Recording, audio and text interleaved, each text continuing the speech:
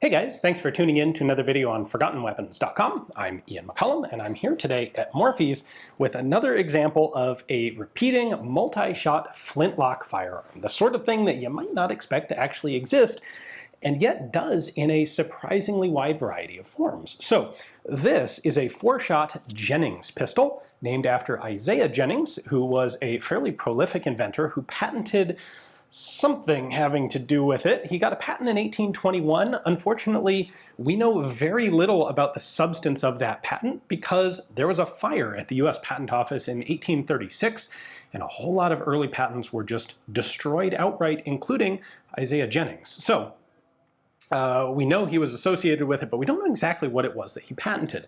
However, what we have here is, and there are a number of different iterations of his patent, is a multi-shot system, and it is apparently an improvement on the Belton system. Now, Joseph Belton was an inventor who came up with another multi-shot flintlock system in the 1780s, and it was a really interesting one because it's arguably legitimately a semi-automatic flintlock, which sounds bizarre, but is actually real. If you haven't seen my video on the Belton system, definitely check it out. I'll link to it in the description text. But Jennings came up with an improvement to that. This is still a manually operated multi-shot flintlock, but it's really cool. So let me show you how it works. All right, so here's the whole thing. Let's start just with a quick look at the markings on the lock. All right, we have J.M. Caswell out of Lansingburg. That's John Caswell. He was a particularly noted manufacturer of Kentucky rifles in upstate New York in the 1820s and 30s.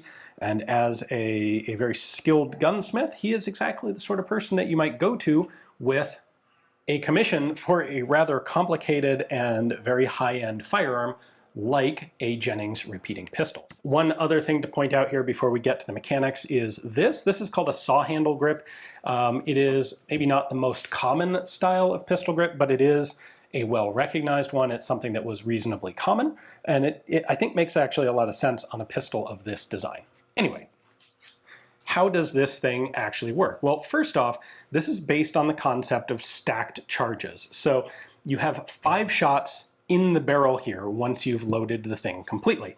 You do that by pouring in 1 charge of powder and then 1 projectile, and you ram that home, seat that all the way down, then you pour a 2nd charge of powder, 2nd projectile, 3rd, 4th, 5th, etc. This is approximately a .44 caliber smoothbore gun, so you would want to have your projectiles pretty tightly fitted to the bore to make sure that you wouldn't get any spark past them. You need them to seal the detonating charge behind each one of them.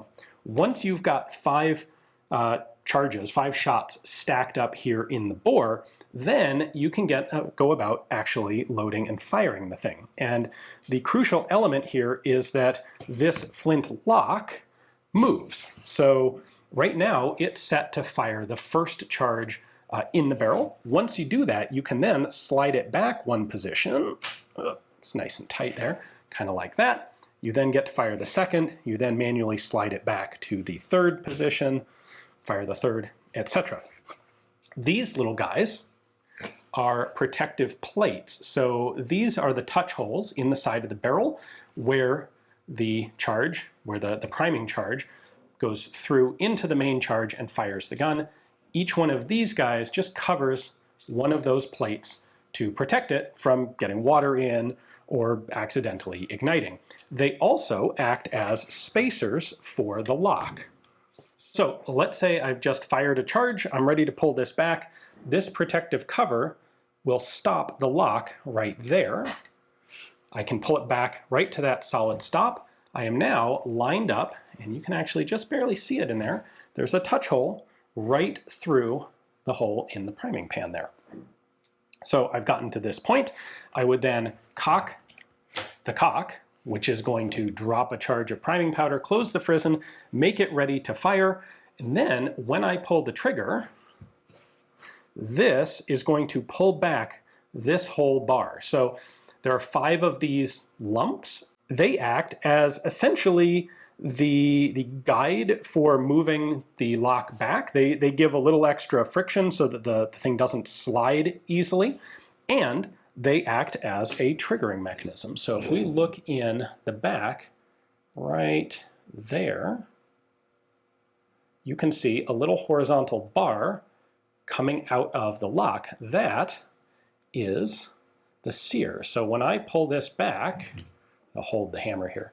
You can see when I pull the trigger, this whole wave-like bar comes backward. Well, it's going to pull the sear up, which releases the hammer to go forward and fire the piece. So you can see that whole bar moves. It's directly connected to the trigger. And the sear in here, when this is lined up with one of the touch holes, essentially provides the spring tension on this. So I would have this at the front. There we go. I pull it back against this first stop plate. I can fire that round. I then just lift that plate, hold the lock back one position, recock it, fire a second round, lift the next plate up, pull this back another position, cock it, fire it, lift this plate up, cock it, fire it, lift this plate up, pull it all the way back to the end, and you'll notice there is a little lug in the frame of the gun right there. That acts as the stop for the very last round. Fire that one. I've now discharged all 5 rounds, and it's time to reload the gun. Note right here, we've got a little over travel stop, so that controls how far I can pull this bar and the trigger at any time. Now, you might be wondering, like, this is a lot of loading procedure to go through and careful spacing. What if I just want to fire one shot? Well, that's easy enough. You certainly can. You would simply load 1 powder charge and 1 projectile, leave the lock back here at the back of the action, cock it, and fire it. And you can do that as a single shot pistol all you want, all day long. Or if you want the full capacity of the gun, you can load it up to full capacity. What you don't want to do is load it to full capacity and then put the lock back here and fire the very back projectile, thus essentially having to force 5 balls out the end of the barrel. That's a recipe for blowing up the gun. And that is one of the hazards of the sort of stacked charge, sequential charge, repeating firearms like this. I do want to show you this powder magazine before we wrap up the video. So if I loosen this peg, which is a screw, I can take that out, and then the lid comes off of this little powder magazine. And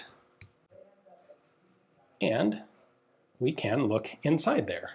So you can, sorry, there's not really very good light in there, but you essentially just have a hole in there in the bottom, and the hole lines up with the back end of the magazine here, so when it comes all the way up, powder is going to drop out. The peg that holds the lid in place is going to pull the frizzen down. When the frizzen comes down, that cuts off the powder supply, and then presto, the thing is ready to fire.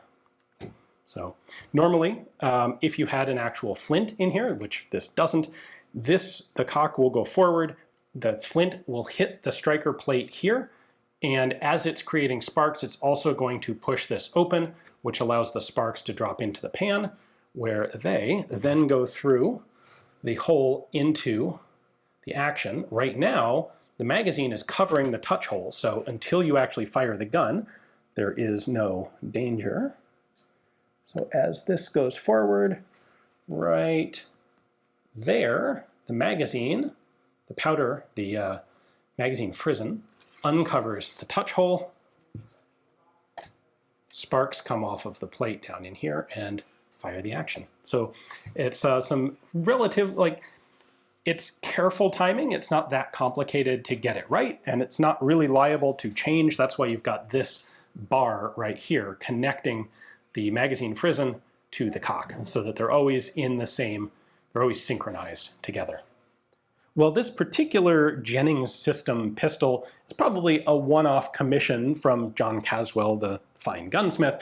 There were other iterations of Jennings' design, including most significantly a contract with the state of New York. They had 521 Flintlock muskets converted to this system in 1828 and 1829. So really a substantial state military order for a repeating system like this way earlier than most people think we had multi-shot firearms. So anyway, very cool to see this. A big thanks to Morphees for giving me the opportunity to film it and show it to you guys. Hopefully you enjoyed the video. Thanks for watching.